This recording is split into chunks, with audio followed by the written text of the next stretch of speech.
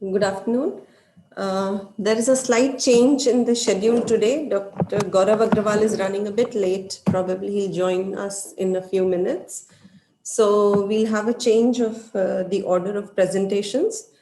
I will take up case presentation and mortality meeting. Then he will talk about how to prepare a good discharge summary and a death summary.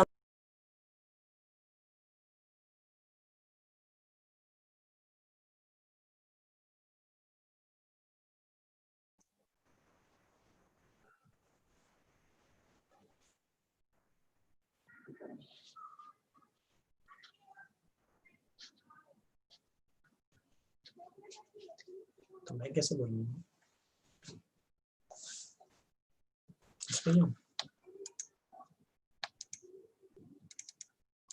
Mute कर रखा अपने को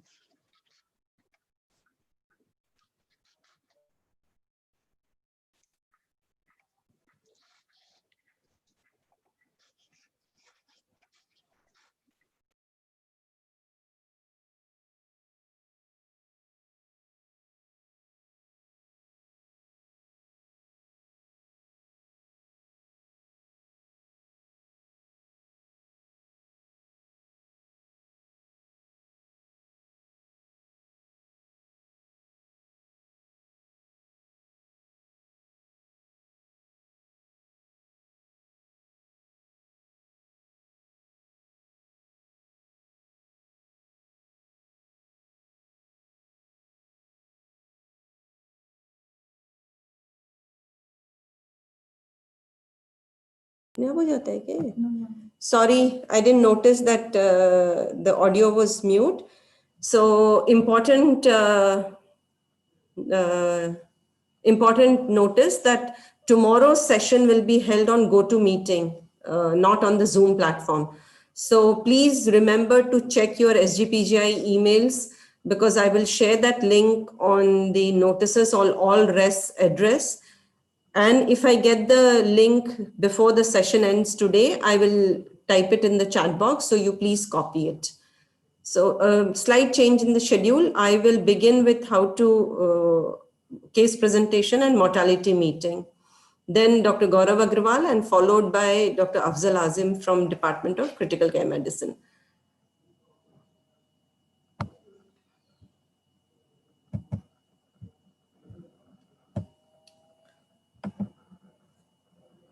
So case presentation, actually, all of you have been doing it since your MBBS days. You have been presenting cases right from third year onwards, which we used to call as a third year. So as soon as you started your clinical postings, you've been presenting cases, be it just history to begin with, then examination.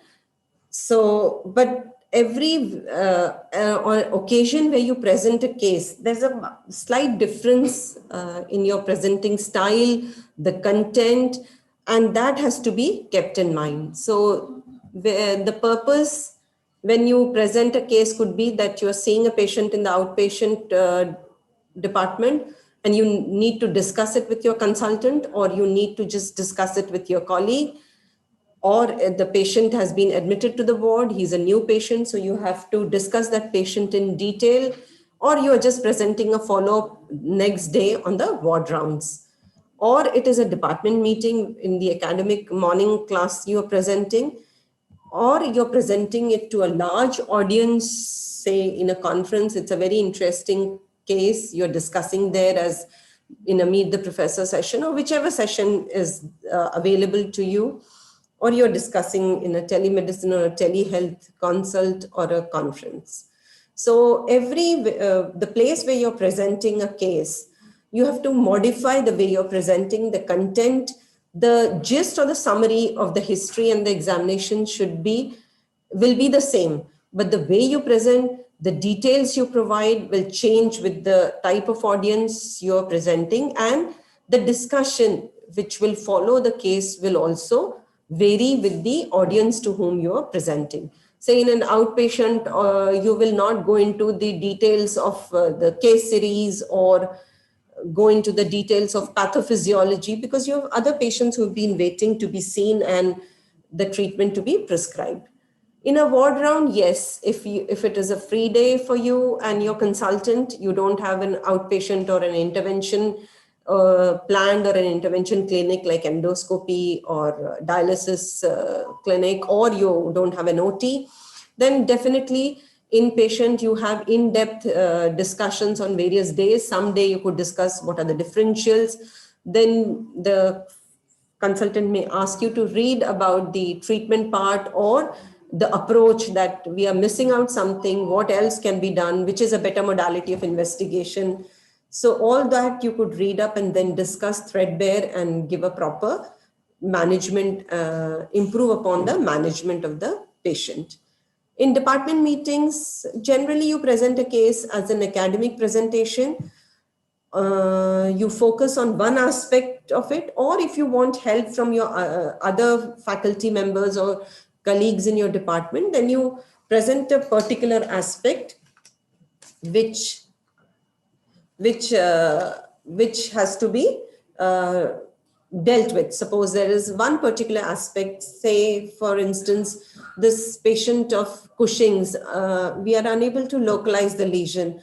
We have done all kinds of investigations trying to see whether it is a pituitary dependent Cushing's or adrenal, but nothing is coming out. So you would like inputs from other faculty colleagues, and you would present and just discuss about that part, not go into the depth of how you diagnose Cushing's, and because the person whom you are discussing with and you yourself, both of you know that that level has been reached already. In a larger audience, again, if it is a research-based case, you would talk more about the research aspect or a new aspect of what you want to present. So you really have to bear in mind the audience and the purpose of your presentation.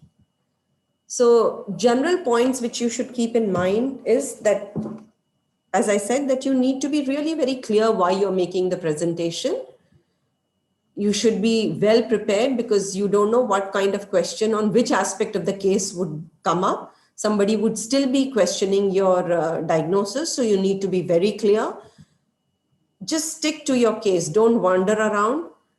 And obviously in all presentations, as you heard from Dr. Paliwal, that you need to know what is your time and you need to stick to that time.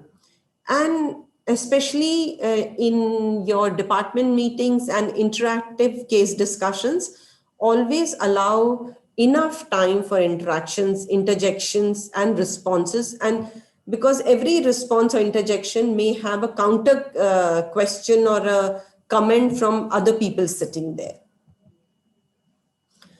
And why are you presenting this case? This case you're presenting because it's an uncommon diagnosis. People don't see it. So you just want to enlighten or educate other members. It's an unusual presentation or a course of a common illness. Many a times in Cushing's, when we investigate a patient, sometimes the tests which are done to confirm Cushing's are showing that the patient has Cushing's. We call the patient back for, say, MRI, other tests. And before we do the testing, again, we have done a test to confirm whether the patient still has active disease or not.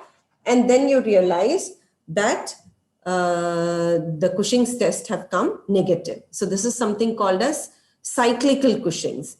So this is very uncommon presentation of a common condition of Cushing's syndrome.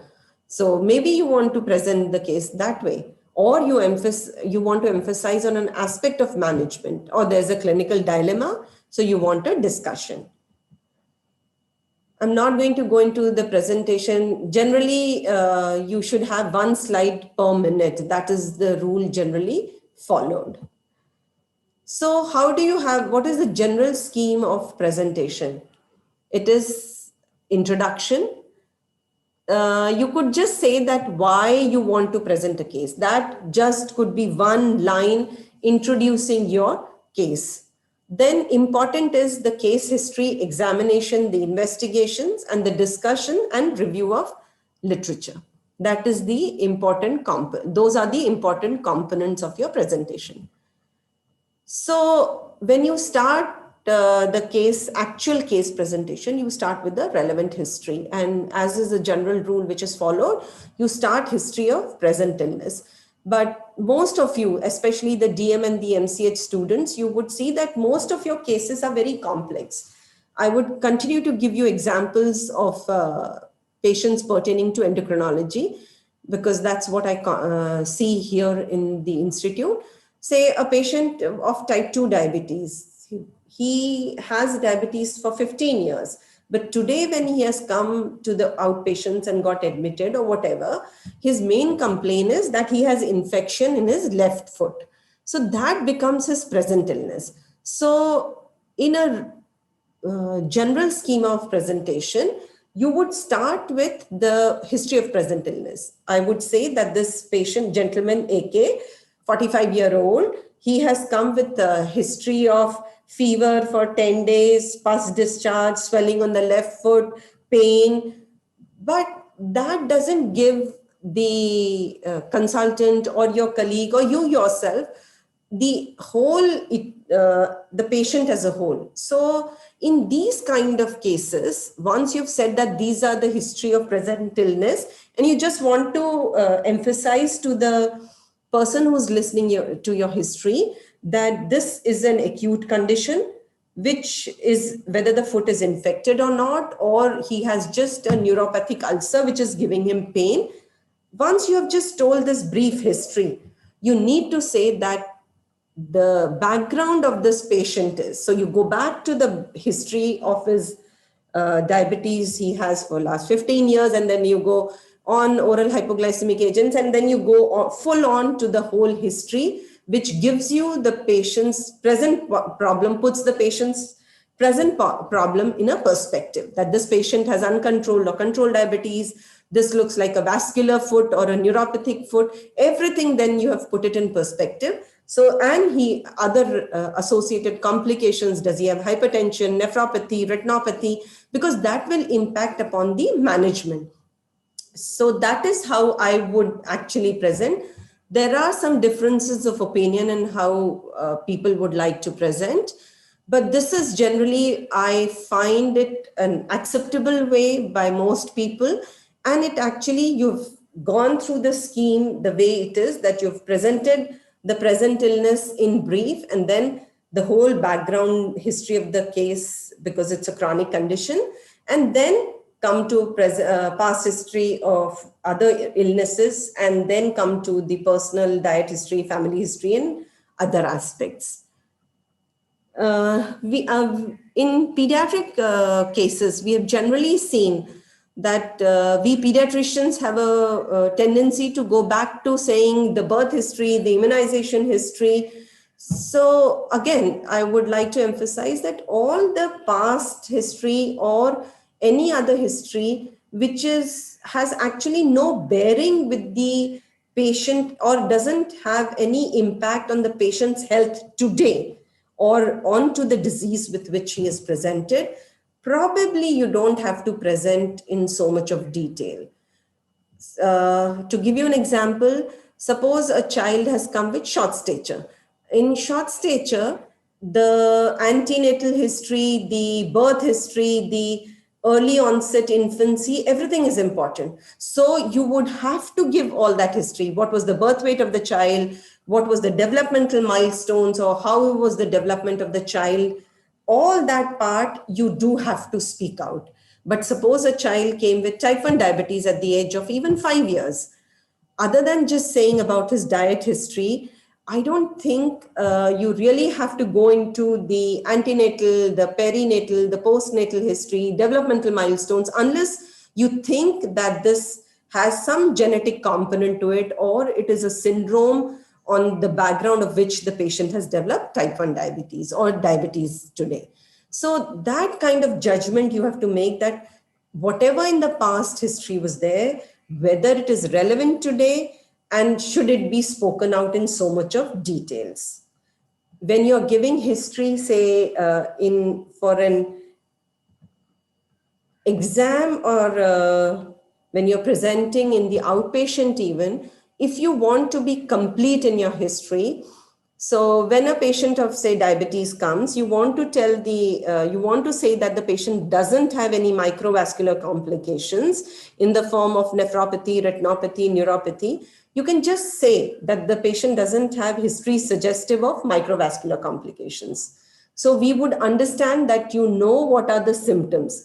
But say for the same thing, you want to say, speak it out in your examination. The way to go about to speak in your examination would be, the patient doesn't give history of any microvascular complications like retinopathy in the form of no blurring of vision, no flashes of light, no sudden loss of vision. So you want to tell the examiner that you know what are the symptoms of retinopathy, you know the symptoms of retinopathy, nephropathy, neuropathy. You've covered everything. You get credit for it, that you've completed the history without the examiner having to ask any question. So same thing which you were speaking out in the outpatients, you are speaking it out during your examination or your inpatient rounds, but you don't go into the depths of the symptoms in an outpatient history, but you go into the depths of symptoms in your exam or your inpatient, making it very evident to the consultant who's listening to your history, or your senior resident who's listening to your history, or the examiner, that you know what all questions you have to ask to elicit history of these complications. So maintain sequence in which things have happened chronologically. Here, when you're speaking out the history or eliciting the history, after you've elicited the history, you really need to be very careful of the language, English language. Prepositions, for, since. Just a simple example. The same gentleman, AK, whom we heard a few minutes ago, he has come with a diabetic foot. So just understand how things, the meaning of the sentence changes. Mr. AK had fever for 5 days. He has fever since 5 days. So now when I'm speaking today on 2nd of December, if I say he had fever for 5 days, that means he had some time in the past 5 days, doesn't have fever now, right? And if I say Mr. AK has fever since 5 days, that means he still has fever, which is there for the last 5 days, and he continues to have fever. So this is how you really need to be careful of your language, because it gives a total, the meaning completely changes. And this is a very common example, which I hear day in and day out. So really, you really need to be careful. The other common thing which I hear in by residents, and even sometimes I have made this mistake and I've learned now not to do it, is that when a patient comes to the OPD or the ward, you say, these investigations were done outside. Outside means right on the road, outside your ward, outside your OPD. I think a better way to say is that these patients were done in a private lab, or these patients were not available to us, which were not done in SGPGI. They could have been done anywhere in the world. Outside doesn't give you any indication. If you speak out that it was done in such and such lab, in endocrinology, the hormone assays are so dependent on the lab where they have been done, that it's really important to know which kind of a lab it was done. So if you speak out that this is the lab it was done, immediately it registers to my mind that, okay, can I believe, or are the assay methods really good to take these results at face value, or I should go dig deeper and understand whether we can use these values or repeat the test. So these are very minor things which all of us should bear in mind, and probably be very clear in what we are speaking.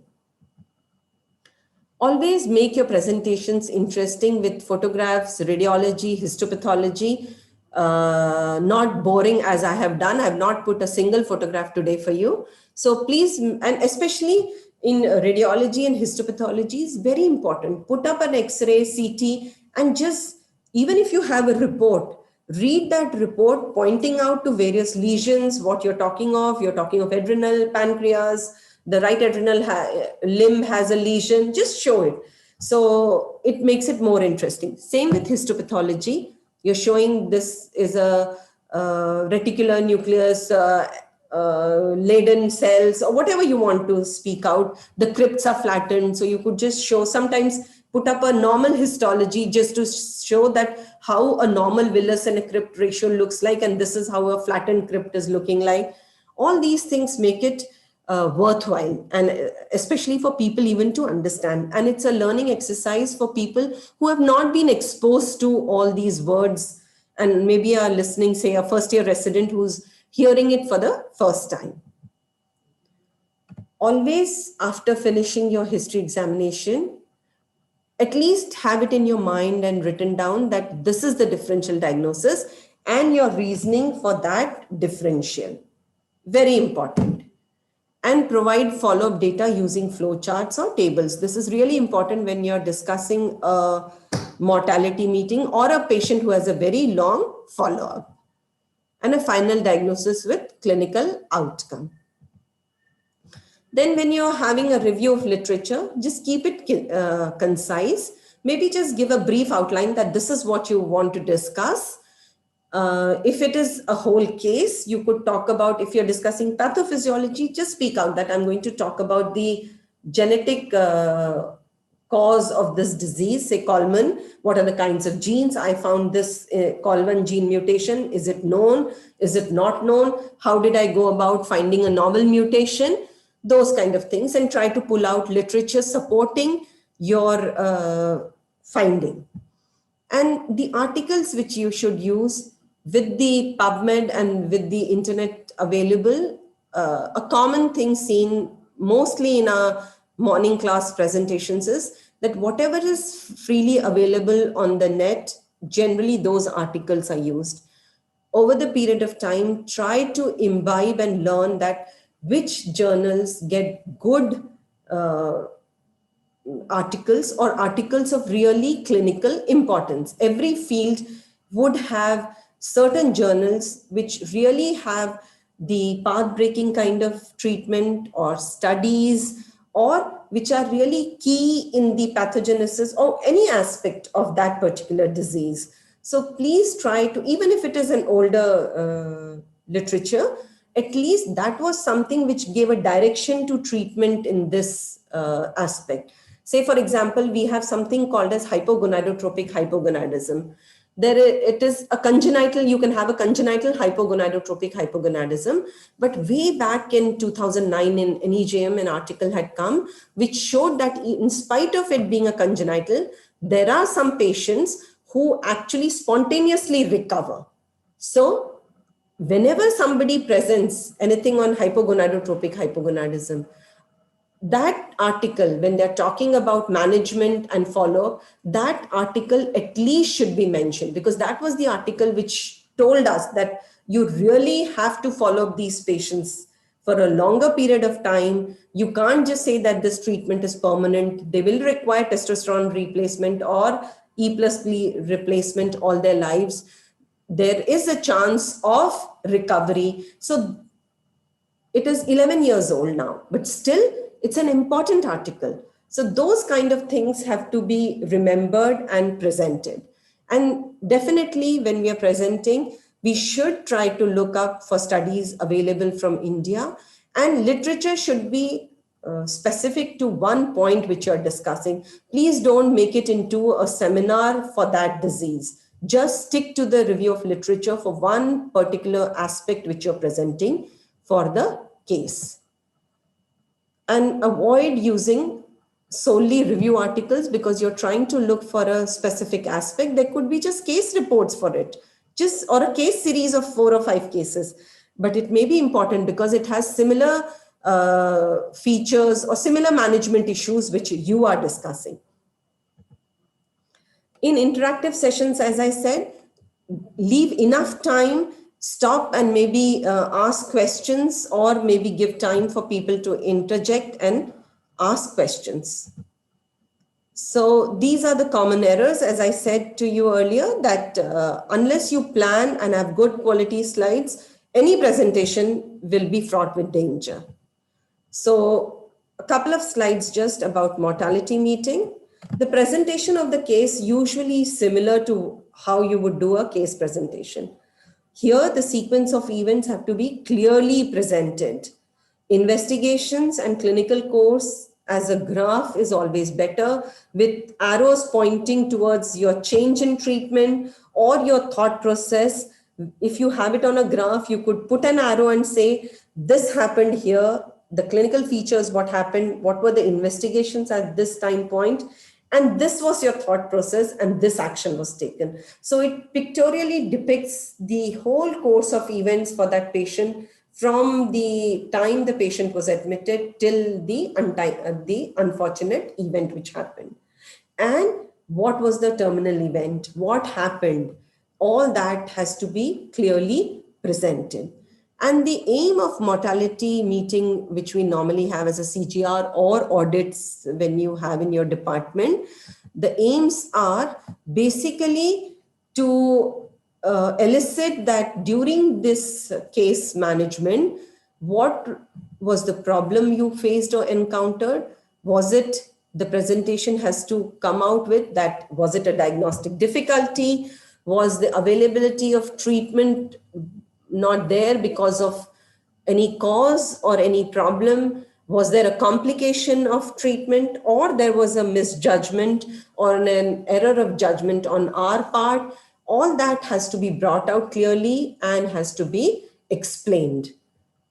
And eventually, the final aim of the whole exercise is to have some learning points that if you were faced with the same problem again, how would you do it differently? Or what have you learned to make the outcome not what had happened at that time?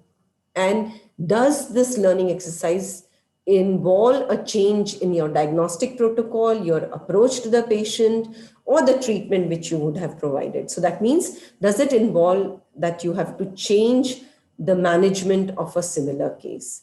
So that is the important aspect which has to be brought out from a mortality meeting presentation.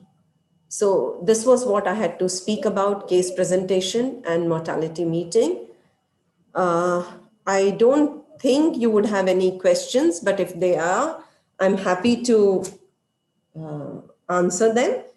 And if there aren't any questions, we would move on to Dr. Gaurav Agrawal's presentation on how to prepare a good discharge and a death summary. Afzal, I'm sorry, Gaurav couldn't join, so there is a slight change in your session would start, say, 4:15. Is that okay with you? Afzal, you could type it in the chat box or tell me.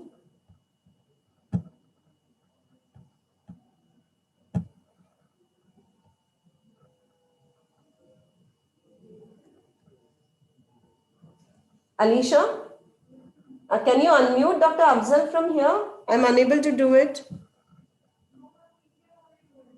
We can, or he can? He can do it. I think. Gaurav, are you there? He can unmute himself. Okay. I don't know whether.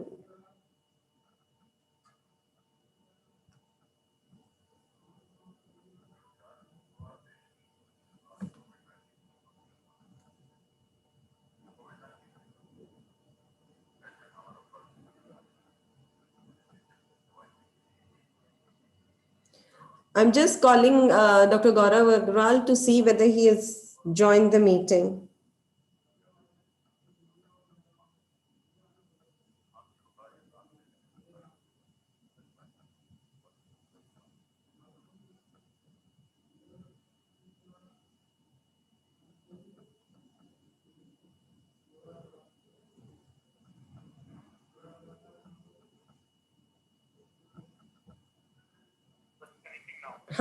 Okay, thanks.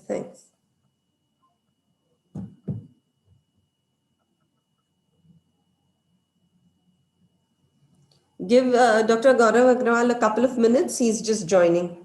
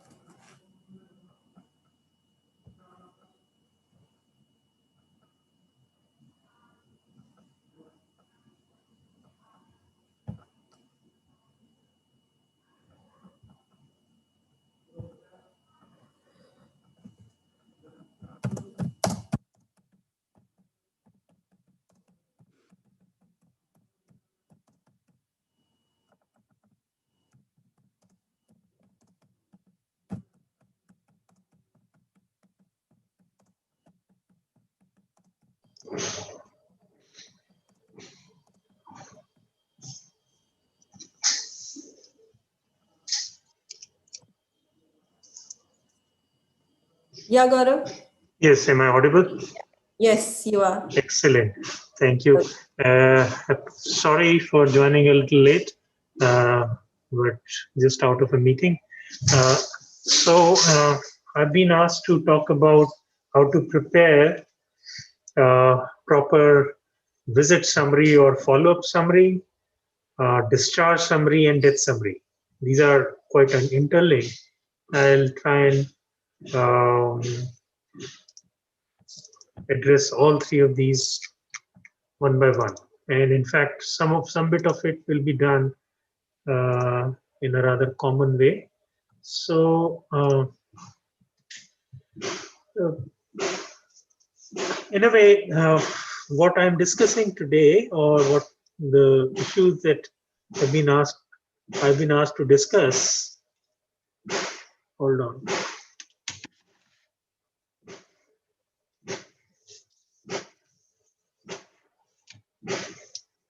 Okay, am I audible? Am I audible to the audience? Can anybody just confirm that? Yes, sir, you're audible. Thank you. So yeah, so essentially what I have been asked to discuss today, it's all about the visible face of healthcare or medical care that you have delivered to a patient.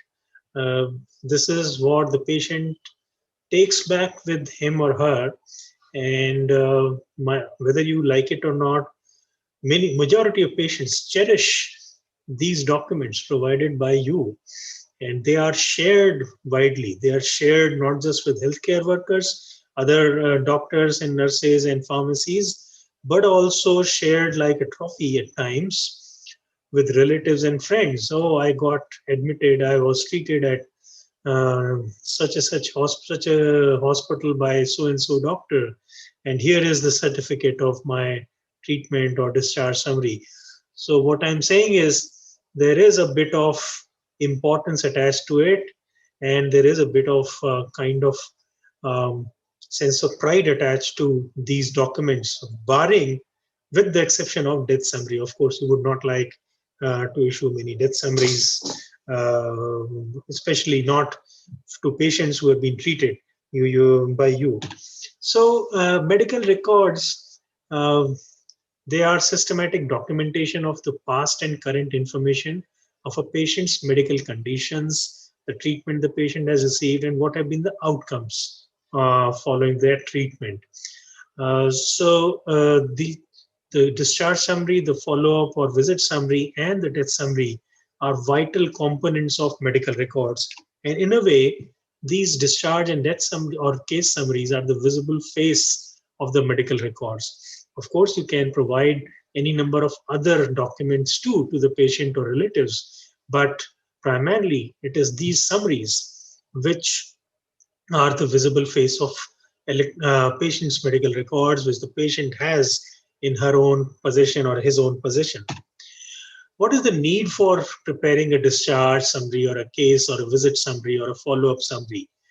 These are various documents, and as the name signify, these are somewhat different to each other.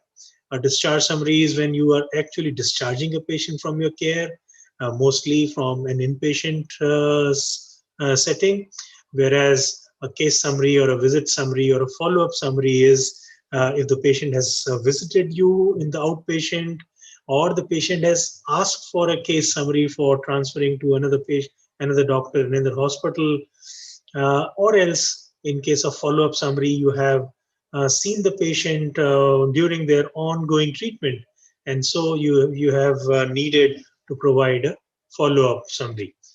The need for these documents is to essentially to document the inpatient or outpatient treatment, investigations, and the progress record. And these are vital for ensuring continuity of care for an individual patient. These assist the ongoing treatment of a patient and assist in ascertaining the progress or deterioration of a patient during the course of the treatment or assessment. These are the documents which are going to be used by various other people, including the pharmacy, other physicians, paramedical teams, and who not, for knowing what the patient has been instructed, what has the prescription been, what drugs need to be dispensed, what investigations need to be done. These are all documented in your discharge summary or follow-up summary. And these also serve the purpose of documenting for posterity, for use by other doctors within or outside the hospital, including perhaps yourself. You may see a patient 2 years, 3 years later, and then at a glance from the discharge or follow-up summary or visit summary, you can very well recollect what was the treatment or assessment or outcome of the patient in the previous visit. And these are also documents which are used by the patient herself or himself, the insurance companies, or even the healthcare authorities or government authorities. What are the components of a visit or a follow-up or a discharge summary? It starts with the demographic data, the patient's name, the patient's husband's or father's name, the date of birth, address, phone number, a case record number, for example, the CR number in SGPGI, but it may be called by various names in different hospital systems. And ideally, a unique identifier, which is, for example, the Aadhaar number or some sort of a social security number in certain countries, which can be used by anybody for ascertaining the identity of the patient whom we are talking about. It should also document the reason for visit or hospitalization. The patient may have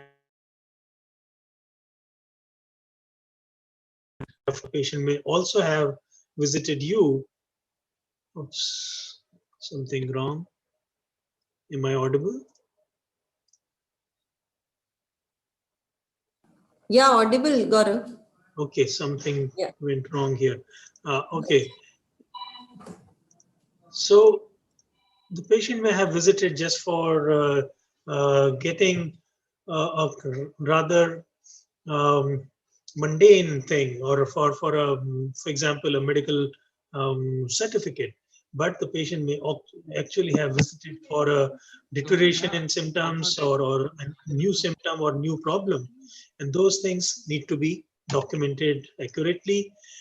Any significant findings on evaluation, on clinical examination, or the investigations carried out, the procedures and the treatment plan are provided during the course of treatment, during the current visit to the hospital, the condition of the patient at arrival, or to the outpatient, or at admission to the hospital, and at the end of the visit or during the discharge after completion of the hospital visit.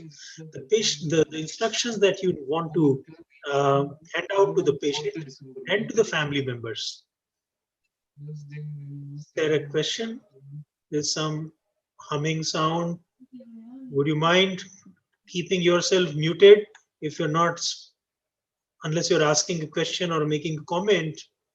It would be helpful if all of you can keep your microphones muted.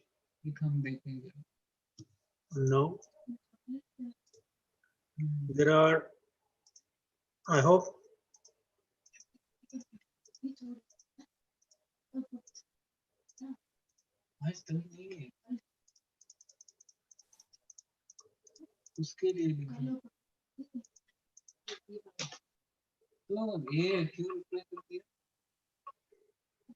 Okay. So, and then it must also have the attending physician's signature, the physician or surgeon or resident doctor's signatures, and legibly written name. A visit summary needs to be, or a discharge summary needs to be complete.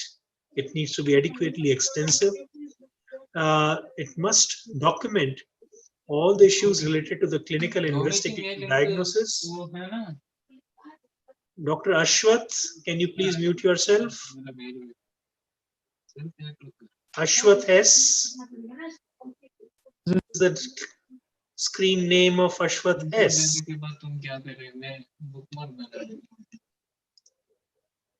Ashwath S seems to be unmuted. Can you hear me, Dr. Ashwath S? Can the technical team mute Ashwath S? Yeah, finally. Thank you. So the visit summary or the discharge summary needs to be complete, adequately extensive. It needs to document the issues related to the clinical and investigative diagnosis, the treatment, any referrals or consultations, cross consultations done. It should also document uh, you know, the treatment plan and the care that was given to the patient while the patient was admitted or while the patient was in the outpatient, with justification. Why was that needed? The operation or any procedures, interventions done, again with justification, the procedure performed, the lapses, if any adverse events or any complications, all those things must be documented. And finally, what was the outcome? Was the patient's condition improved at the end of the visit or procedure or treatment? Or did it remain unchanged, or the patient had a deterioration or an adverse outcome? So here, let me use an example. I'm sure all of you in working in this in the institute for a few months, or including maybe more than a year, have prepared some discharge summaries in this manner. And by default, the discharge summary you create brings up all these details: the patient's CR number, the name, the age as it has been calculated by the hospital information system, the department where the patient is being discharged from, the unit, bed numbers. These things may change. The patient may have been admitted in one location and consequently may have been shifted to another. And it would be a good idea because the automated system will only provide one location, one unit, and one bed number. But those details which you want to include, for example, the patient was initially admitted in cardiology and then shifted to cardiac surgery unit, all those things can be entered in the main editable field. The patient's admission number is automatically generated, the date and time of admission and discharge automatically put, whether the patient was a normal or a VIP or a research and referral system case. Those details can be generated based on the kind of admission performed, the consultant's name, discharge time, type, whether it was a discharge, regular discharge, discharge on request, or a LAMA, the patient's corresponding address as has been recorded in the HIS during their registration. All these things are automatically generated. But mind you, as I'm sure many of you would have realized, many of these details are not accurate. They are not accurately recorded by the patient at the time of registration.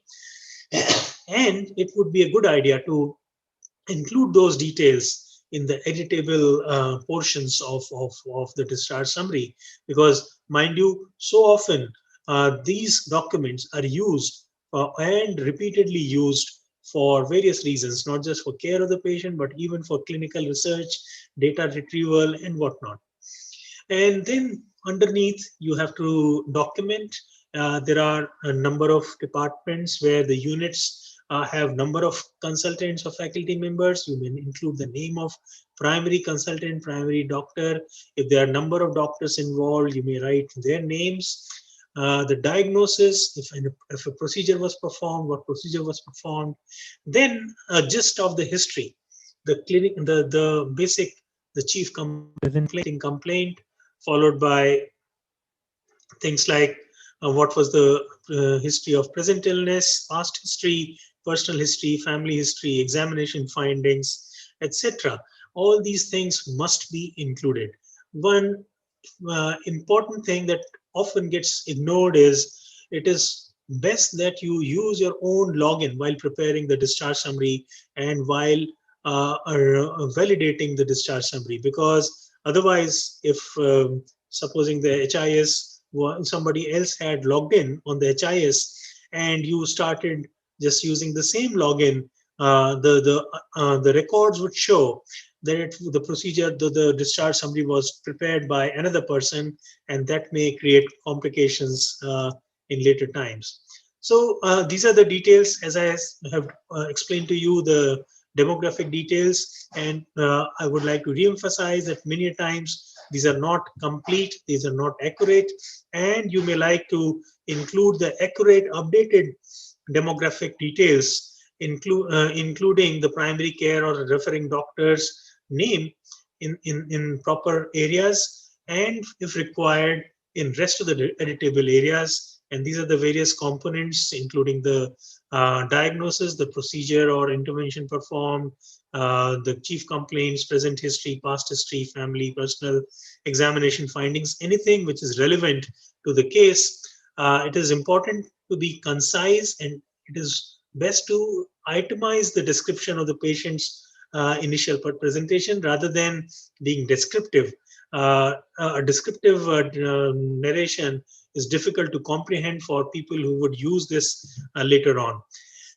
You must indicate the pre-existing conditions the patient arrived with versus the condition that those developed during the stay. And these are important because this would be a documentation of the progress the patient made during the hospital visit or during the treatment in the hospital. Examination findings, yet again, you need to be reasonably descriptive or detailed in what you found. The key investigation findings should also be listed. There is a whole list of investigation reports which are automatically generated to go with the discharge summary by the HIS, but there may be some investigations which are done outside of the hospital. The patient may have brought them together to the hospital with him or her, or there may have been some investigations which may not have been possible in the hospital on that particular day. So make sure those are listed in the discharge summary, because they would otherwise not appear in the automated list of investigations. I think it is important, and I'm sure most of you would have that judgment, to include only the significant and perhaps the abnormal laboratory or the radiological and other diagnostic results, rather than mentioning or listing each and every one of those. Then comes an important component of the course of treatment. The course of treatment, the nature of treatment, intervention, if any performed, and the details of those. Because otherwise, the patient, if the patient goes to a different doctor or different hospital, these details would otherwise not be available to the new set of doctors who are going to treat the patient. And at the end of this, you must include a description about the patient's hospital course, what happened to the patient during the hospitalization, whether the patient was evaluated, prepared for an intervention or surgery or a treatment, what kind of treatment was done, what were the outcomes, was there any adverse event, etc. And you must include important developments while in the hospital, even though it must be emphasized that you should not be over-inclusive. The status at discharge is another important issue, and that must be included in the discharge summary. Next comes the section of advice on discharge.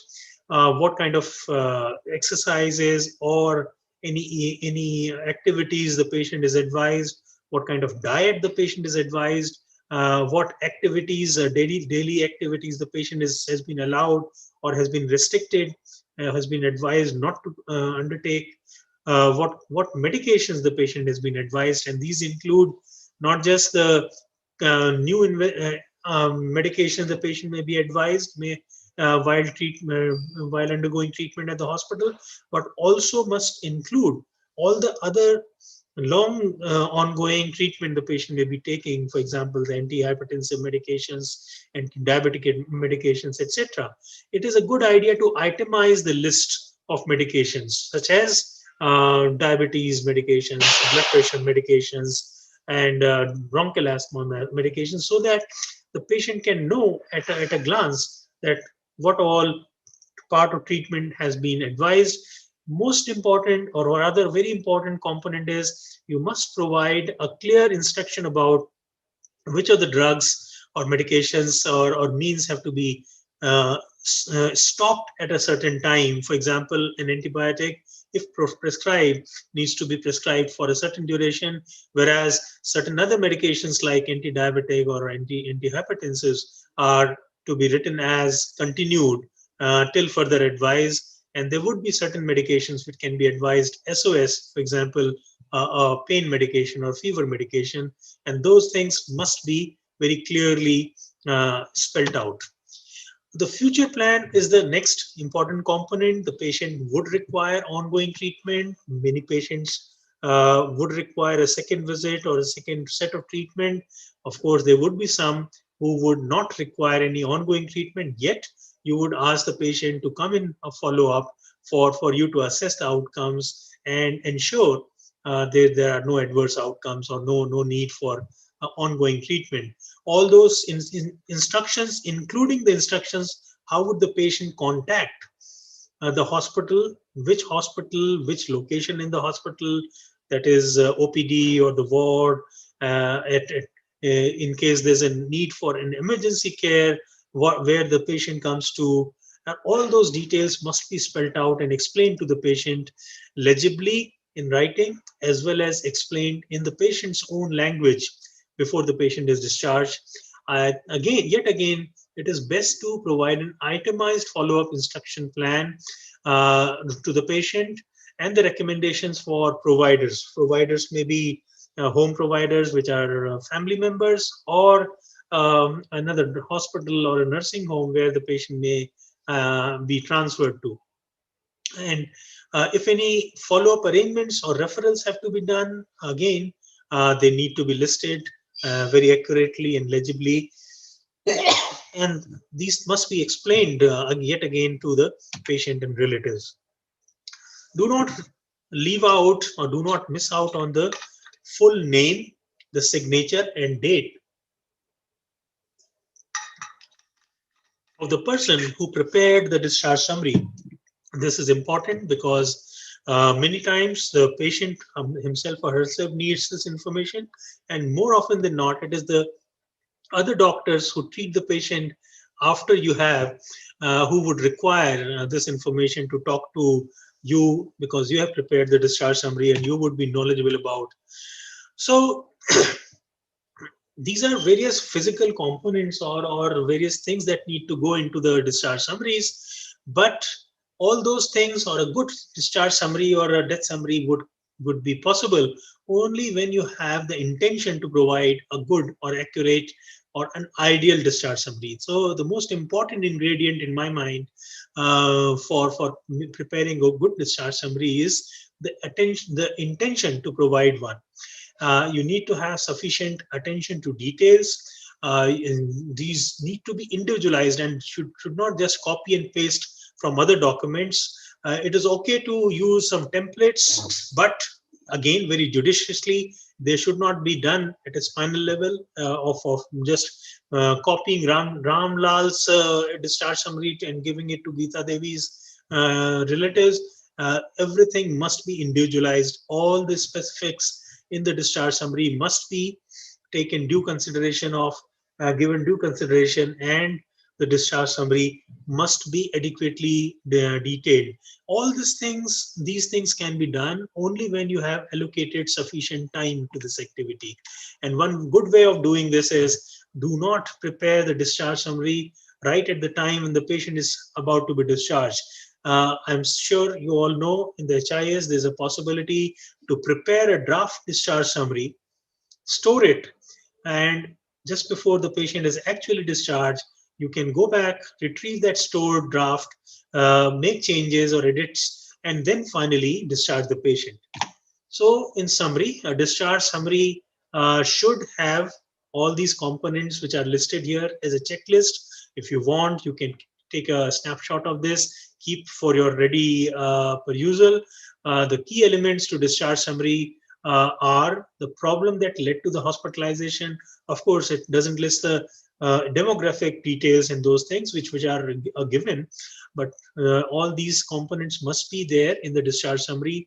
Problem that led to the hospitalization, key findings and test results, final diagnosis, the primary, the secondary diagnosis, and the underlying illnesses, if any, comorbidities, brief hospital course, condition at discharge, the discharge destination. More often than not, it would be a discharge to home, but at times it may be a discharge to another hospital or a nursing home. Medications advised at the time of discharge, follow-up appointments or proposed management plan in the hospital or elsewhere, anticipated problems which you may like to warn the patient about, and what suggested interventions you have in mind in case any of these problems do arise. The pending laboratory works and tests, for example, the patient has undergone a surgery for a tumor, final histology is yet awaited, you must include that. Recommendations for subsequent consultations or cross consultations, documentation of patient's education about the medical condition the patient has been treated for. For example, the patient is diabetic, the patient would have been advised how to check their own blood sugars, what to do about their diet, and then the food care and whatnot. All those things must be documented, and name and 24-hour phone number for the hospital and the physician records, because the patient may require an urgent care. The patient would also require follow-up care, and those things must always be listed here. So this is as far as the discharge summary is concerned. A death summary must have all the components that we have talked about so far in the discharge summary or death visit summary. But mind you, a death summary is a medical legal document. It must be prepared with utmost attention to details to ensure accuracy of the spellings of the patient's name, the patient's father's name or husband's name, all the address, Aadhaar number and phone number, etc. It must also have an accurate chronology of events. All those things which happened while the patient was in the hospital or even before, including the date and time, because all these things have medical legal implications. And so please do pay attention to these details. The demographic details, as I talked about earlier, are a must. The medical conditions, the investigations, treatment which were meted out to the patient, and stepwise outcome. It is not sufficient to just write the patient died at the time and place or wherever. It is important that the patient had a long course of treatment. You must spell out the patient. For example, the patient had an extensive course of evaluation, investigations. The patient underwent, say, PTCA, the post-PTCA patient developed tamponade and whatever complications, and then what was done to take care of that. The patient may have been put on ventilator, patient may have developed sepsis or multi-organ failure, and eventually the end point is death. So the deaths, so the most important component of a death summary is the cause of death. This must be very carefully documented. The date, time, location of death, that is on what day, date, at what time of the day, and where. In the if it was in the hospital, must be written in the ICU or in the ward, in the operating room, wherever. It is essential to state the causes of death accurately and fully to the best of your knowledge and belief. This is perhaps your most important duty while preparing a death summary. These death certificates are the relative's permanent legal record of death, based on which a municipality or a registrar of deaths and births and deaths would issue certificates. This must include the accurate and the main causal sequence of conditions which led to death.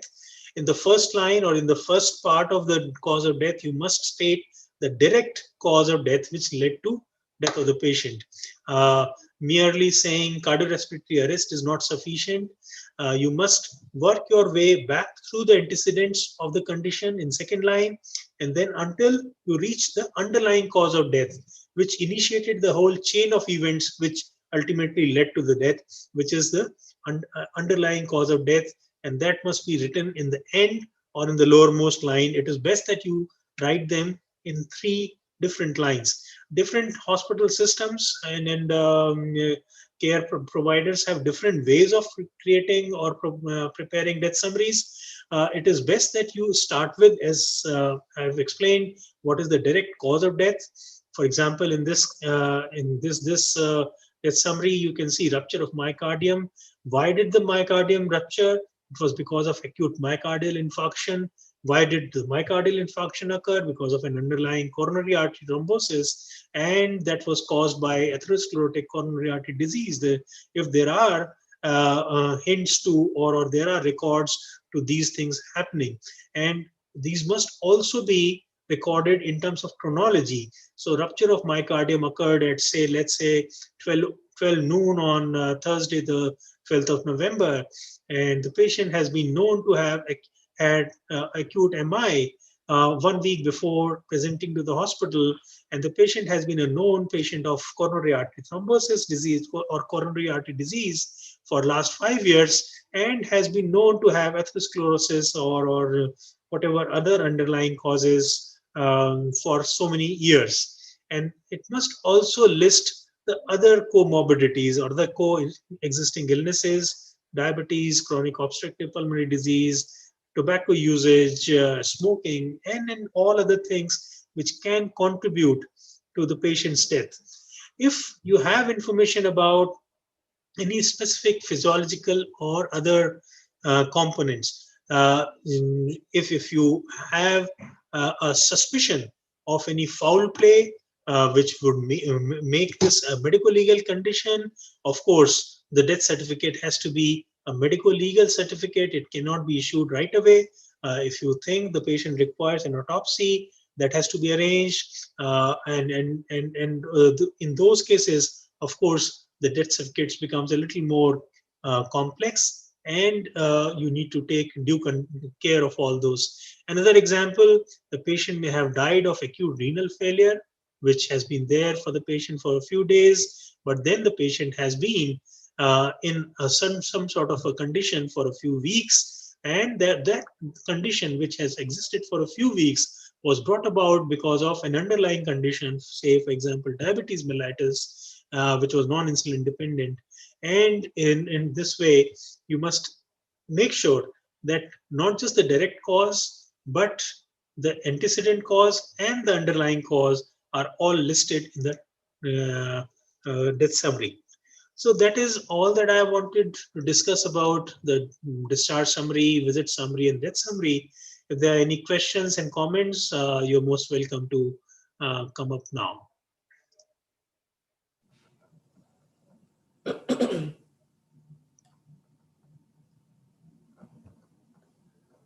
Thank you, Gaurav. Thank you, Dr. Preeti. Any questions, comments, anything that any of the participants would like to talk about? I don't, not Okay, sure. so if Yeah. there are none, should I? Okay, I hand over to Dr. Preeti. Yeah. Afzal, are you there? Yeah, ma'am, I'm there. Yeah, thanks. So we will move on to the last talk for today, which is how to prepare a correct death certificate and how to write on it. Dr. Afzal Azim from Department of Critical Care Medicine. Over to you, Afzal. Okay, ma'am, I'll just take over. Yeah.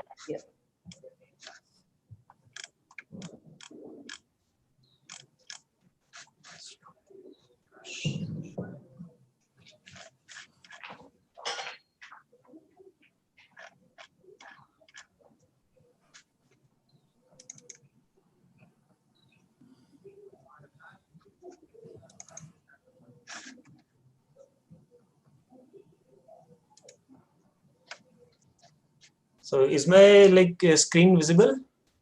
Not now. I think it is. Yes. The screen is visible, but not the PPT. Not your slides. Yeah, Okay. not your slides. I think you need to open, Afzal. Okay. Yeah, open your PowerPoint and then share that particular window. Okay. Yeah.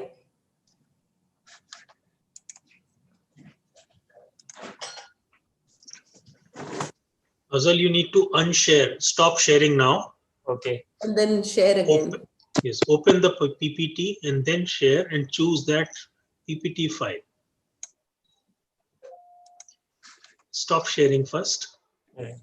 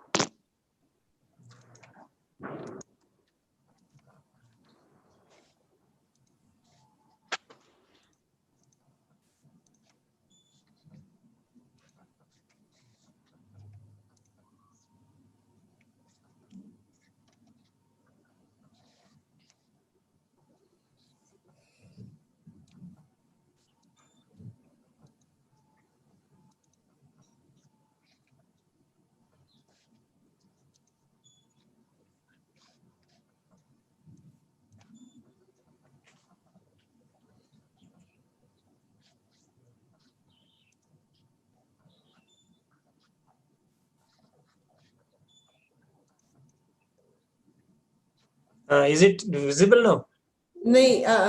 Have you opened your PowerPoint? Yeah, I've opened it.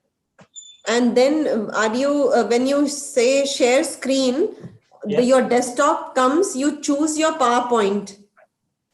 Right. Yeah. So your PowerPoint will be visible then.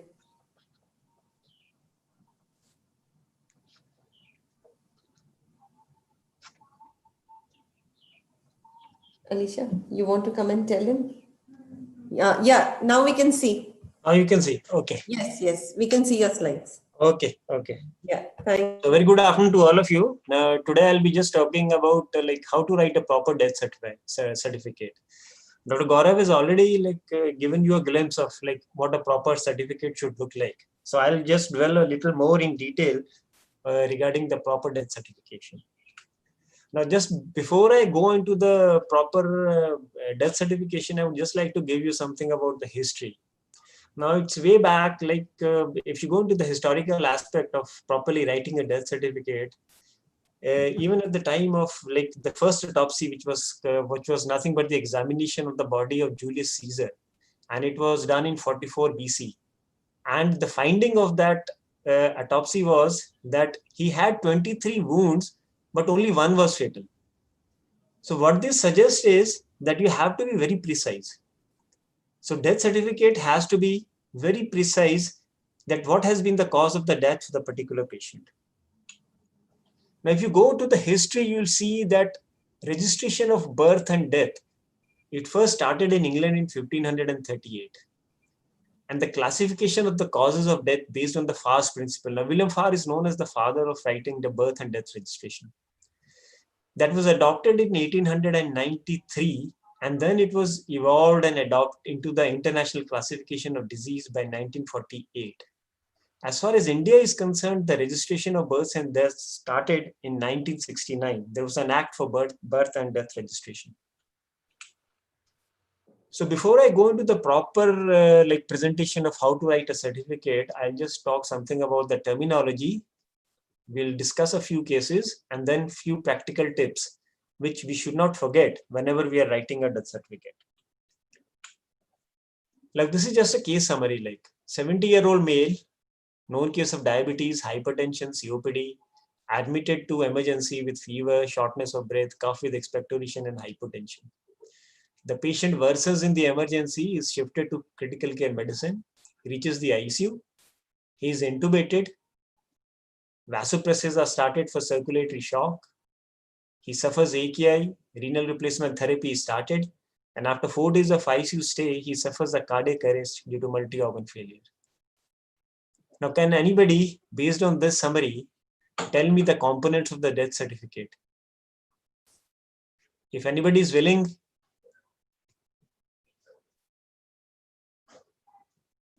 what would be the underlying cause, what would be the antecedent cause, and what is the final cause of death? If Gaurav had told you there are 3 important lines, A, B, and C. So can anybody want to comment? Would like to take an Immediate attempt? cause, multi-organ failure, Afzal?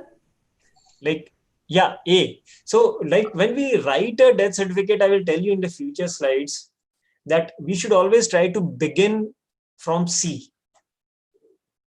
Then we go to B and then we go to A. So what should be C in this death certificate? Hypertension, diabetes, And COPD. COPD. Okay, so based on the like just a case summary, what do you think led him to admission to emergency? Was it diabetes or was it hypertension or was it COPD? COPD. It looks COPD. Yeah. Yes. So diabetes and hypertension are not important for this death certificate. They can come in the significant conditions contributing to the death, the second part of the death certificate. So what I want to emphasize here is that you have to be precise. If you write diabetes, hypertension, and COPD on the line C as the underlying cause, then when this death certificate is analyzed, like what led to the death of that particular patient, then the statistician who is putting that particular disease into the coding and then giving the final cause of death, he may confuse whether it was diabetes, because he's not a doctor, whether it was diabetes, whether it was hypertension, or whether it was COPD. So per se, looking at the case summary, it looks that the most appropriate underlying cause is acute exacerbation of COPD. And then he landed up with severe pneumonia. Severe pneumonia means he had shock, multi-organ failure, and ultimately A is multi-organ failure. Now, just writing multi-organ failure is also not enough. The recommendation is that when you are writing the line A, you have to be specific. Multi-organ failure means 2 or more organs. So you have to write which organ contributed the maximum towards the death of that patient. So suppose it was severe septic shock. So then multi-organ failure, and then in the brackets, we have to write cardiovascular system. So when we analyze that death certificate, we understand that COPD patients, how many COPD patients, they land up with severe pneumonias, how many patients of severe pneumonias, they land up and they die because of septic shock or cardiovascular system failure. And this is how we analyze. If you look into the epidemiology, the world statistics, that what is the leading cause of death in COPD patients, we come to analyze those data only when a death certificate is properly written like that. Now, we all know that death certificate is a very vital document. It is a legal document. Yes, it has got a lot of importance as far as the epidemiological data is concerned, and it contributes to research. Because based on the death certificates, we can analyze that which is the highest contributor to mortality in this particular settings, in this particular state, in this particular country, in this particular part of the globe. So it is a very vital document, not only just from the legal point of view, but it contributes immensely to epidemiological data and research. Now, this is just to give you an example. This is an old data like of 2009. How does WHO say that these are the leading causes of death? It only comes to the death certificate. So if the death certificates are not properly written, we are not sure whether our statistics is correct or not. And we are contributing wrong data to the statistics if they are not written properly. It is important for the family. Yes, we know there are a number of reasons. It is important at the national level, just as I told you, for planning, implementation, resource allocation, evaluating the health interventions. We look at the maternal mortality rate, that what are the leading factors which are contributing to maternal mortality, infant mortality, geriatric mortality, what are the complications, how many people are dying because of complications of diabetes, hypertension, and then we can allocate the resources in those areas and we can plan some interventions in those areas. So it is a very important document as far as the census studies is concerned, population studies are concerned, and for research purposes. Now, death certification, writing a death certification is a process. It is a process. So the person who first pronounces the death to the family is known as a certifying physician. And the second important thing is immediately you know whether it is a natural or unnatural. Then there are some notifications which you need to do immediately when the patient dies, whether it needs to be notified to the police, to the coroner or not. So these are one of the three important things. Immediately the process should start the moment the patient dies. Now, if you look into the death certificate, as I told you, there are two parts, part 1 and part 2. So part 1 has got three major components.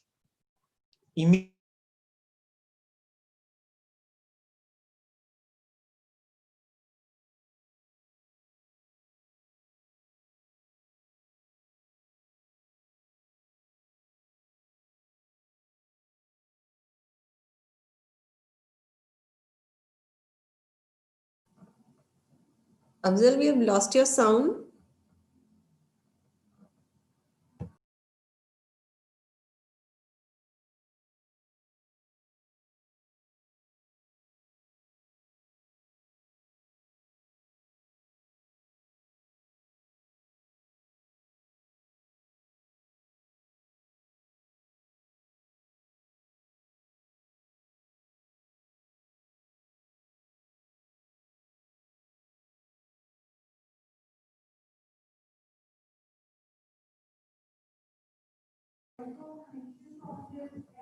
From his end?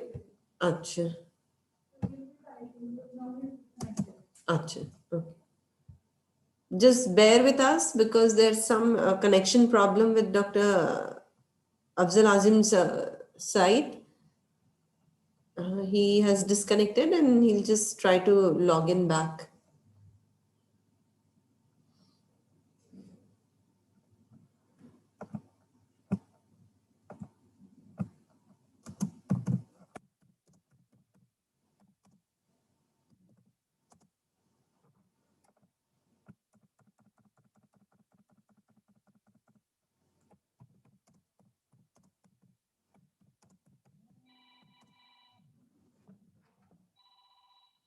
Yeah, Afzal?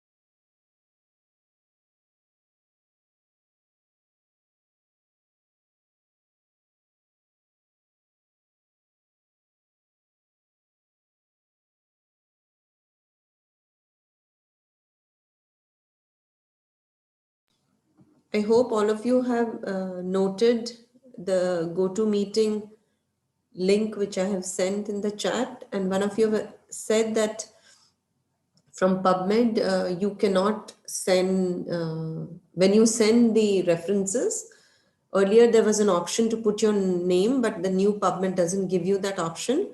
So if that is so, then you please copy those references onto your email text and send me on your personal email IDs, from your personal email IDs to the Foundation SGPGI email ID, which we gave you. So please complete these two assignments and you will have one short assessment probably on Saturday.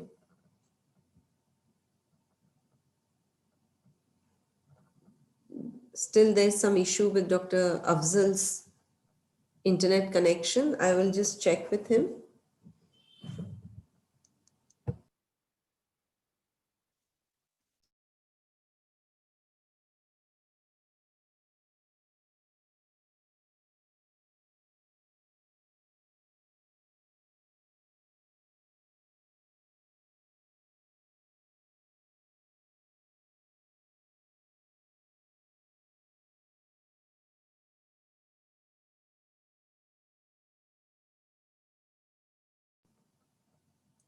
He's joining back, so just wait for a few minutes.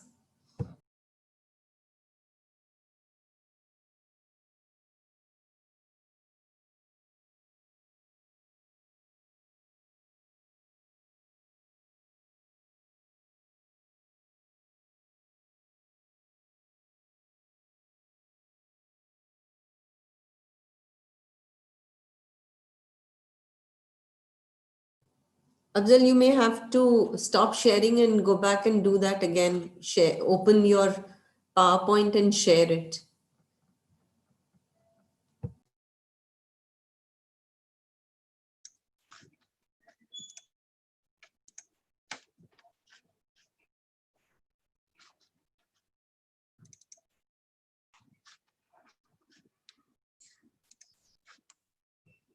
Can you see the slide now? No, we can't see your slides.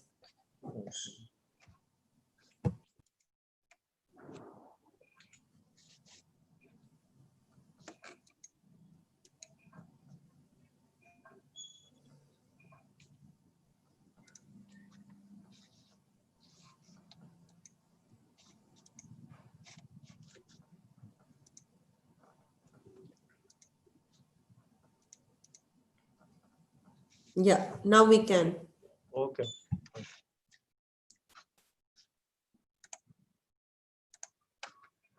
Now you can see now. We can see your slides, Afzal. Okay, ma'am. Okay. Yeah, yeah. Okay. So this is the format and it has got two parts, part 1 and part 2. So now I'll go into some of the terminologies. Now, who is the certifying physician? So the one who certifies the cause of death is known as a certifying physician.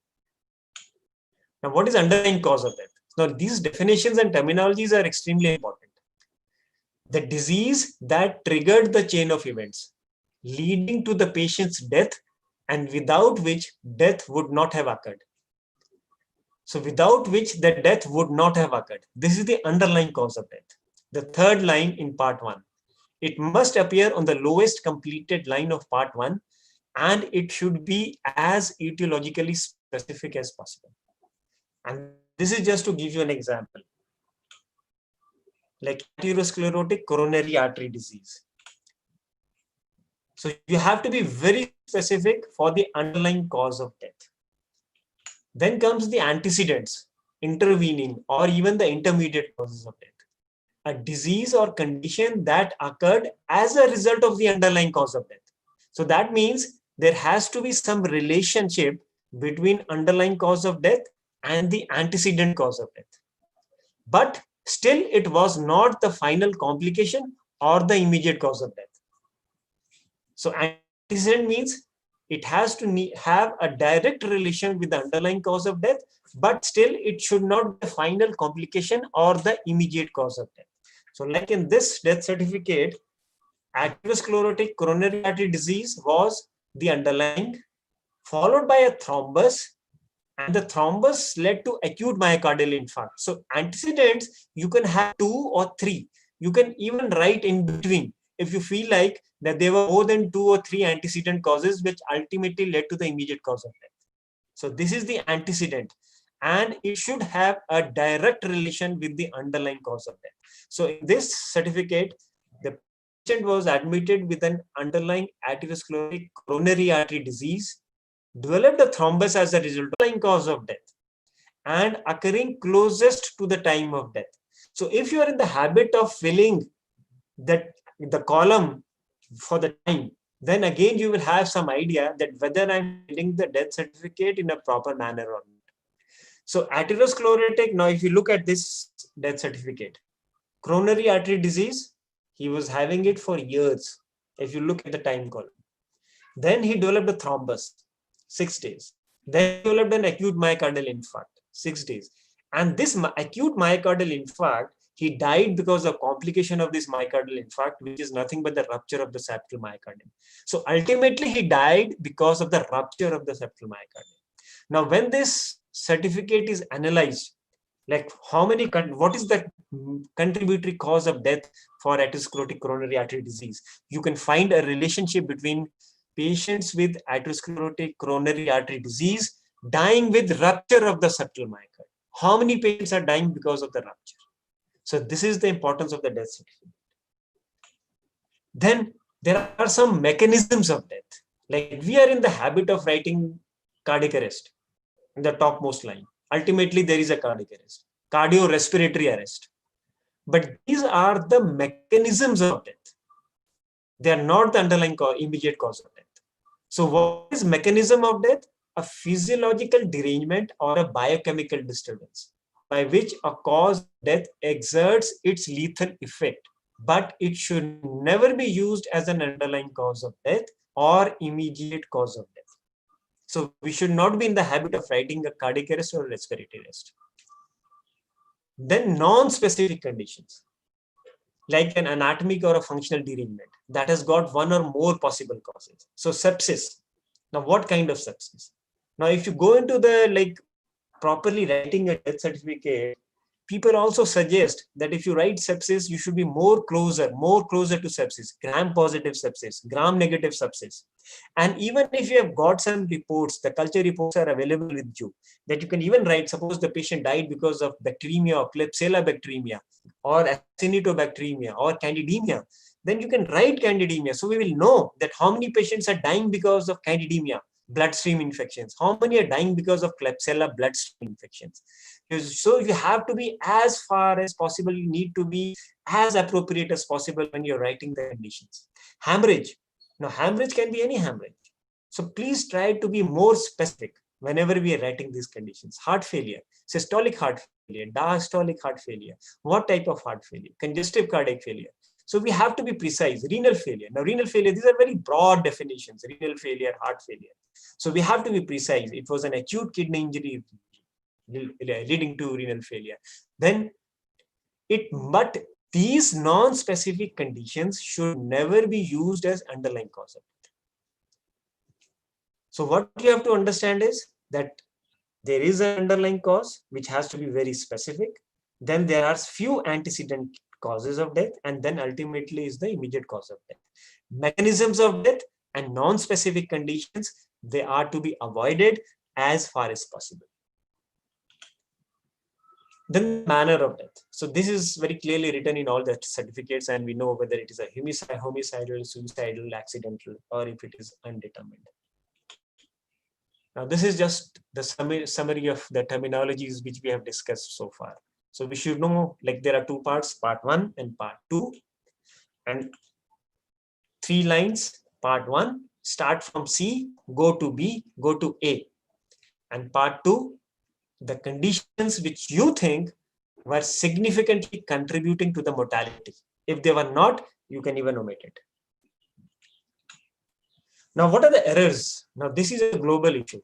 And what important thing which we have learned over the years is that experience does not appear to improve the death certificate. The junior most doctor may be the most expert in writing a proper death certificate. If you ask a faculty to write a death certificate, maybe it may be full of errors. The reason is he has forgotten.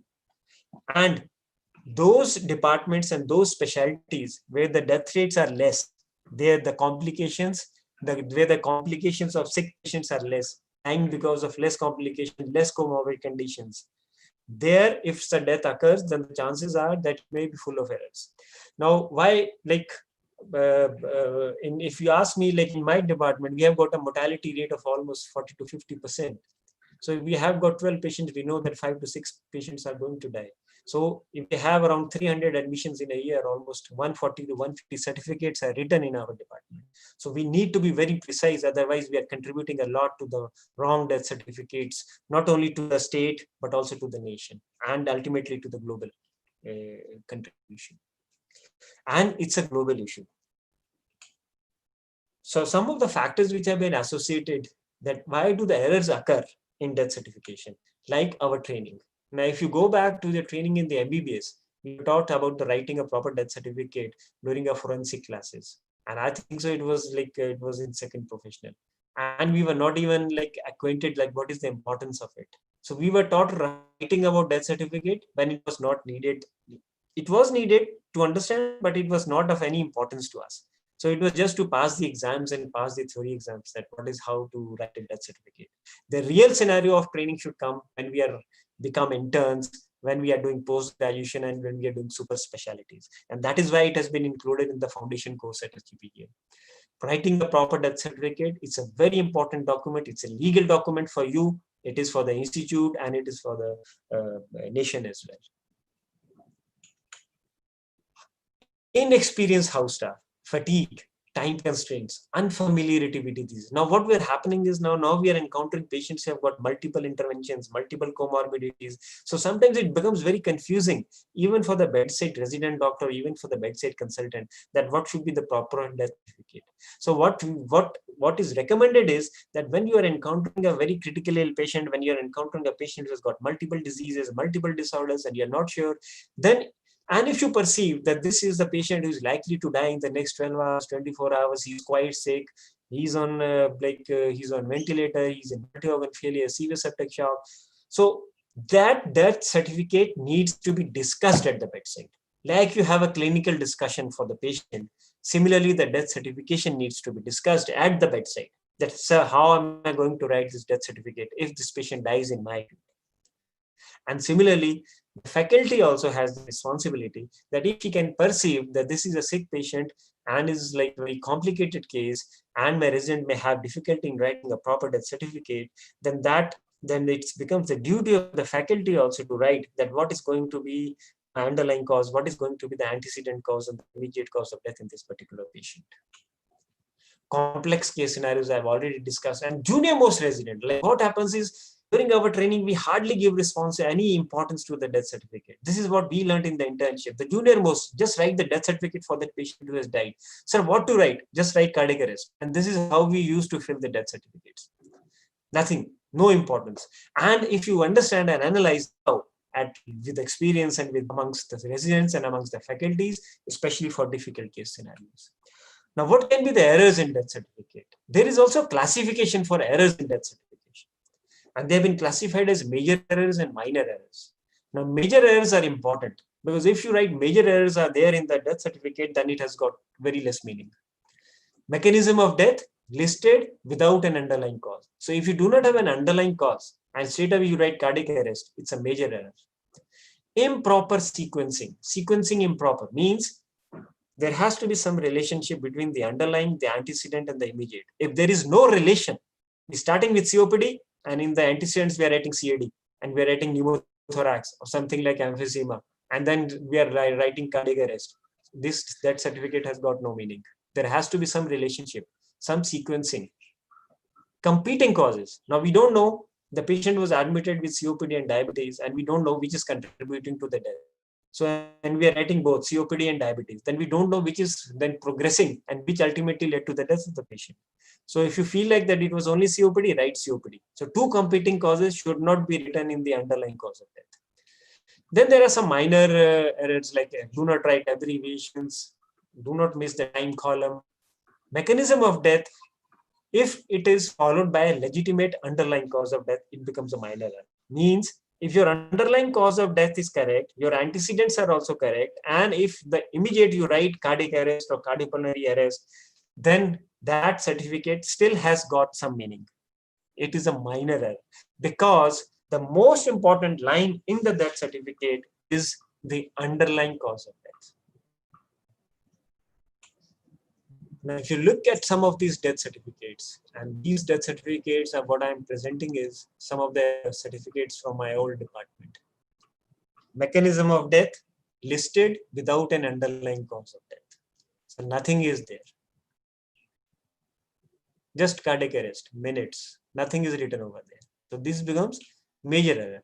Improper sequencing. Patient, if you look at the lowest third line, chronic obstructive pulmonary disease, years, leading to pneumonia and leading to emphysema. And patient may have died because of pneumothorax or something. But here it is written emphysema. No meaning. It has got no meaning. Nobody can analyze this. Nobody can analyze this death certificate. So it's a major error. Improper sequencing. Pneumonia contributing to emphysema. Two or more causally unrelated etiologically specific diseases. You look here, chronic obstructive pulmonary disease and CAD. And then if you look at the antecedents, acute exacerbation of COPD. So CAD has got no meaning. Now, when this certificate is being analyzed by a non-medical person, by a statistician, he gets confused whether COPD or CAD. And he may write CAD. So he may fill the coding for CAD. And what is the antecedent? Acute exacerbation of COPD. Improper sequencing. And ultimately he died of respiratory failure. So two or more more causally unrelated causes should never be written in the underline. So you have to decide which has been the leading contributor to death. Then minor errors. DM. We believe that everybody knows what is the full form of DM. We believe that HTN means hypertension.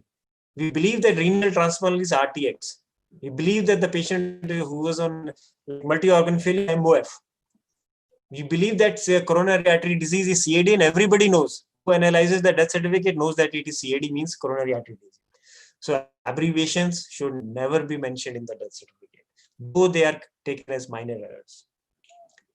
Time interval. As I told you right in the very beginning, that if you're in the habit of writing the time, you will know whether I'm filling the certificate properly or not. So time column, if it is missed, it becomes a minor error. But if it is written properly, then your death certificate gets some importance, and you will also realize that my antecedents and immediate causes are not incorrect.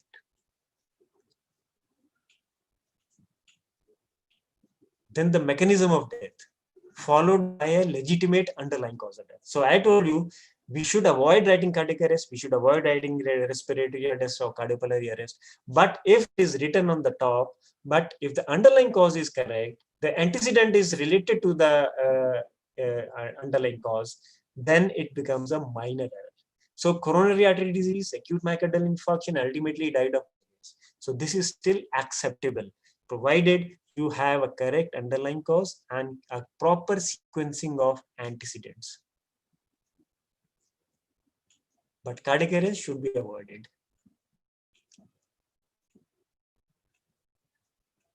Now, these are some of the some true certificates from our institute. COPD, CAP, AKI, bilateral. We are always in a hurry when we are writing a death certificate, as if it is not an important document. Full of errors. Look at this. These are two true certificates. AKI, ALI, septic shock, and refractory metabolic acidosis. May have died because of metabolic acidosis. Agree. pH 6.9. But then that is a physiological derangement. And physiological derangements are mechanisms of death. So they can never come as immediate cause of death. Age has been just forgotten. Now this is, time is missing. A lot of abbreviations are being used. CVS, ABD is abdomen, renal. Not that this resident tried to be very specific for multi-organ failure. So he wrote CVS, abd, and renal. Now, does everybody know that ABD means abdomen? Maybe intra-abdominal sepsis. That would have been much appropriate for him. So you have to be very cautious when you are writing a death certificate. It's a very important document. So devote some time.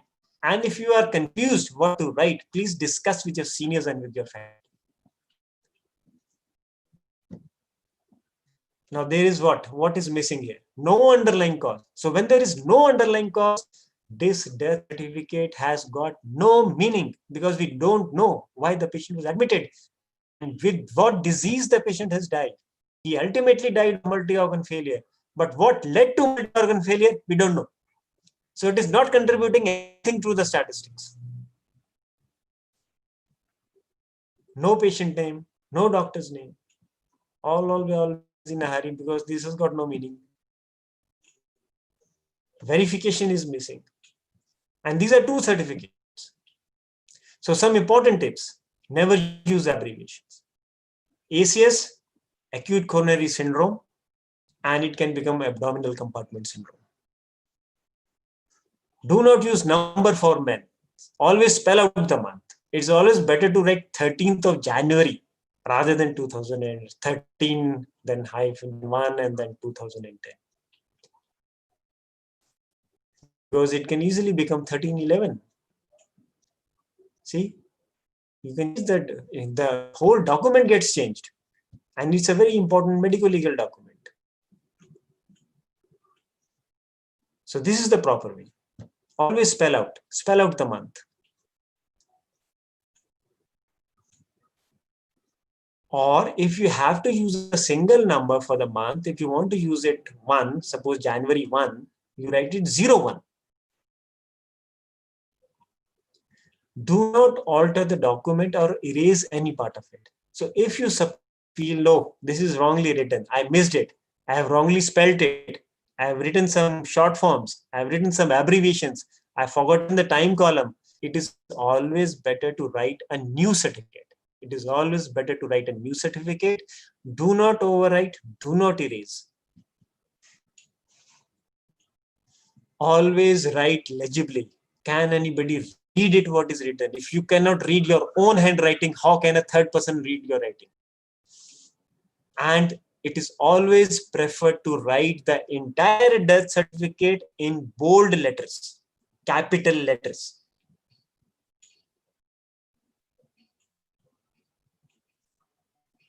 Complete all the required items. So there is a checklist. You have to start from the top and you have to finish at the bottom. And you have to see that each and every line and every column is filled. If you feel like that it is not important for this particular death certificate, draw a line over it, cut it, cross it, or you can write not required, but do not leave anything blank. You do like this.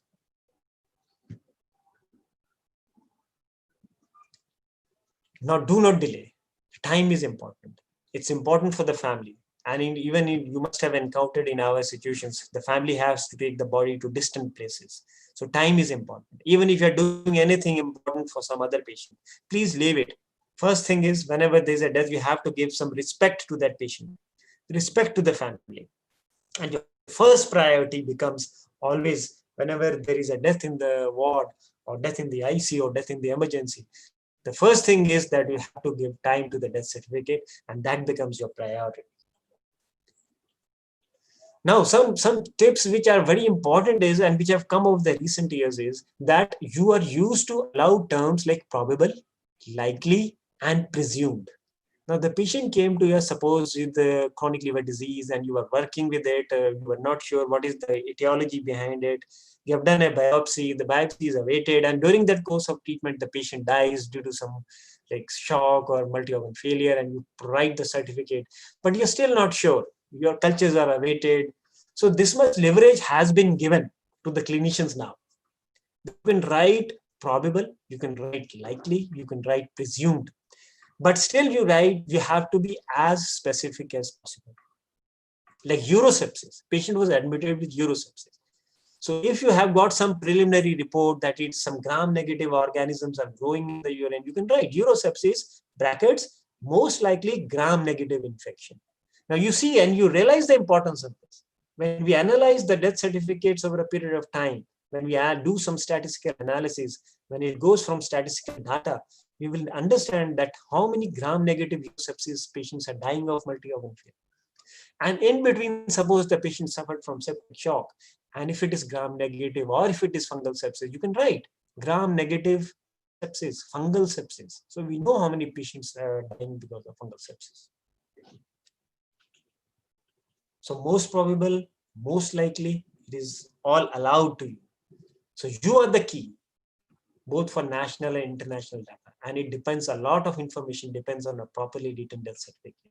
You're not just signing a death certificate, you're investing in future, because there may be some resource utilization, resource allocation, epidemiological studies, simply based on the death certificates. What is the leading cause of mortality in a particular area? And that will definitely lead to improved medicine. So death certification requires skill. Skill is important, but at the same time, there has to be a continuous educational intervention. If you are in a specialty, you're not writing regular death certificates like we are writing in critical care, then over a period of time, you may forget. So we need a continuous educational process so that everybody is updated that how to write a proper death certificate. Thank you very much. Thank you, Afzal. Thank you, ma'am.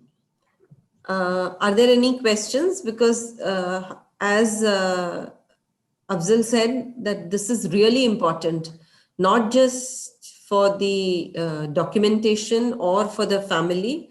It's important at a national and a global level.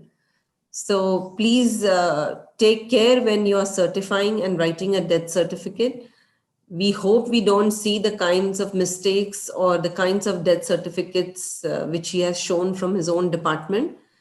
And we actually provide the correct information. And as he said that if you're not sure, it's always a good idea to discuss with sometimes it so happens that you are on call and you actually certify, but another resident and faculty were looking after the patient. So it's a good idea to discuss it with the concerned resident, that exactly what was going on, what was the thought process, and what was decided. So really you have to be Actually, careful. I just want to share how we got about into this death certification and how this death certification came into the foundation course. Yeah. Ma'am, what happened? We got medical legal cases. We were getting medical legal cases, and we frequently get. So what happened? Dr. Baroni and myself, we were asked to go to the court, and when the death certificate was presented to us, it was written cardiac arrest, nothing else. Okay. Yeah. Then Dr. Baronia said, "Ki yaar, hum to phas jayenge. We don't have anything to answer. So let us do a workshop and let us analyze where we are." Yes, So I we remember analyzed doing 90% of the death certificates had major errors. 90%.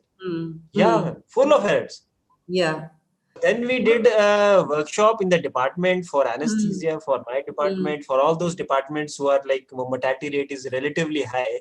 Yeah. And then we did an audit and then reviewed it after 6 months, and we found the errors had reduced from 90% to 40%. Yeah. I remember Dr. Bhatia always telling our residents in endocrinology that you know what you have to write because you've attended foundation course. He always says to all the residents who have come into the department. But actually, it's really important. I have also learned sitting and listening to your talk so many times, and I still falter at occasions. Right? It needs a continuous education. Yeah, I agree with you. Should you? Are there any questions for Dr. Afzal? Should we not, Afzal, just a suggestion. Right, sir? Should we not make some posters of model death certificates and paste them in the duty rooms of all departments? Yes, sir. Exactly. That should be brilliant, sir. We have done it for our ICU, sir. Because even in our CCM, we are not able to have a regular classes of death certificate. So whenever the new resident join, what we have done is just some important cases and important definitions, we have just posted on their computer desktop, in their computer working area for their residents, so that they are always they keep on reading and they keep on revising. I think that's a very good idea, sir. I think we should put this your talk on each computer HIS terminal node in the wards. It'll help for the residents to understand. And on the internet. On the internet, yeah. They can go back and see exactly what you meant because they can recollect that what had been spoken. Okay. So if we have no questions, then we will end. I thank both Afzal and Gaurav for sparing their time. Thank you, ma'am. Yeah. And tomorrow, please remember, all of you, that the platform we have to use is GoToMeeting. We are not using the Zoom platform for 3rd and 4th, both days. I have shared the link on the chat box, so please copy it from there.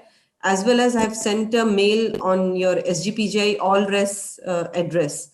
So if you haven't copied it from the chat box, remember to do it from your SGPGI mail. Tomorrow you will have talks on sample collection and precautions to be taken during radiological procedures. Thank you. Oh, thank you. Okay, thanks. Okay, bye. Thank you.